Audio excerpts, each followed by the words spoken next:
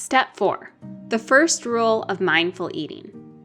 When you start understanding these simple rules of mindful eating, I promise you will never be confused again when it comes to food, diets, supplements, or social media. These rules will never change no matter what diet hits the market. First rule, common sense. Common sense is our intuition, or that thing in the gut that tells us whether something's right or wrong. It's truly our sixth sense. Good intuition comes from years of knowledge and experience that allows us to understand how people and the world work. It's a lifestyle that you build over time by using your common sense and forming your own judgments without relying on facts or data. Imagine if we used our common sense from the very get-go when introducing trans fat or GMOs into our food supply. We most likely would have been able to identify in a matter of seconds that these foreign ingredients are harmful by simply looking at the definition of these terms. The definition of trans fat: an oil that has been chemically changed from a room temperature liquid state to a solid. Chemically changed? Does that sound healthy to you? GMOs, combining DNA from different species to create combinations of plant and animal genes that cannot be created in nature or from traditional crossbreeding. Basically known as Frankenstein crops. Let's start using our common sense when it comes to food. If a diet has you eating as much bacon as you want, but you can't eat a bowl of oatmeal, does it really make sense to follow? Does it really make sense to count calories for weight loss when calories aren't created equal?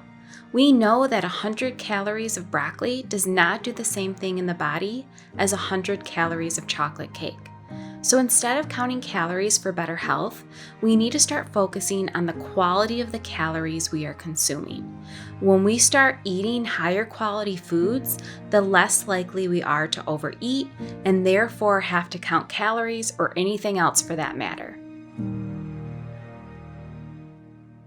Instead of looking at calories, we need to look at ingredients. Ingredients are number one indicator of quality, and if we can't read something, we probably shouldn't eat it. If we can't pronounce an ingredient, it's probably not real food.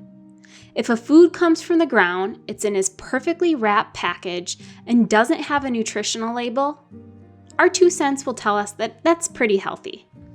Bananas are not making us fat. They're nature's perfectly wrapped food loaded in pre- and probiotics. Does it really make sense to feed our kids bright blue colored sports drinks or have them eat a rainbow colored bowl of cereal? We know these things can't be real food. Everyone knows that cutting carbs makes them feel tired and cranky, so therefore, why do we cut our carbs when that's our body's main energy source? Does energy really come from a can? When we use our common sense, we know that energy comes from healthy food, daily movement, water, sleep, and sunlight. If we can't feed a diet to our 5-year-old kid, or follow when we're pregnant a time where we should be getting the best quality nutrition, why would it make sense to follow otherwise? Proteins are amino acids, so when we eat too much protein or a diet that's high in protein, it can make our body very acidic. Now, we're finding that inflammation lives in acidic environments, and inflammation is the root cause of all disease. The keto diet causes the body to go into ketosis, which means it burns fat for fuel. The byproduct of this is ketones in our breath. Ketone breath is fruity, unpleasant smell similar to nail polish remover. And using our common sense, we know this can't be good.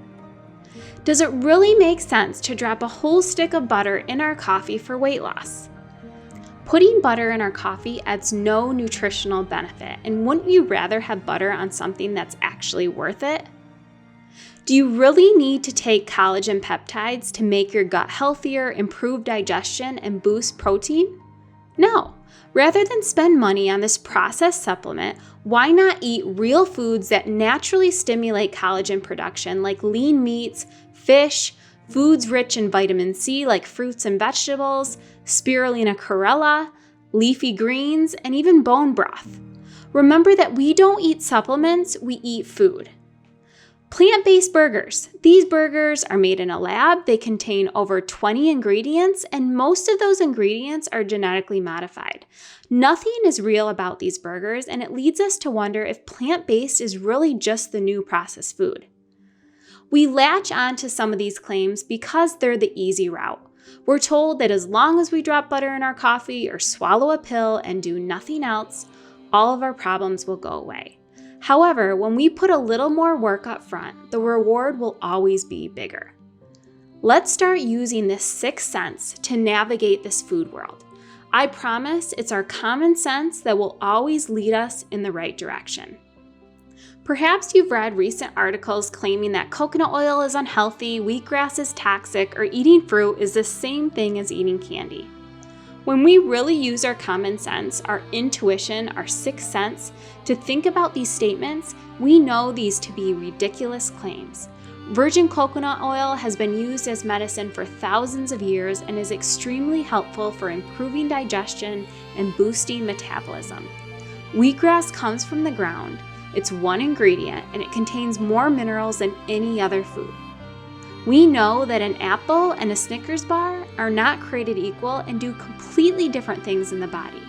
An apple is loaded with fiber, vitamins, minerals, and antioxidants and provides the body with nourishment. A Snickers bar has absolutely no nutritional value and leaves the body feeling unsatisfied and more likely to crave sweet and unhealthy foods. If a food contains one ingredient, chances are it's healthy. If a food doesn't have an ingredient list or a food label, it's a superfood. Ever wonder why there's so many diets on the market? It's because they aren't sustainable or enjoyable, two important rules for making a program successful. While the science of nutrition is always changing, there is one thing that will never change when it comes to food, and that's our common sense. When it comes to science-backed information, keep in mind who funds these studies or articles. If an article is touting the benefits of genetically modified soybeans, it's probably funded by the Soybean Council. So why do we hear these ridiculous claims? I recently attended a blogging conference and went to a session on how to pitch to the media.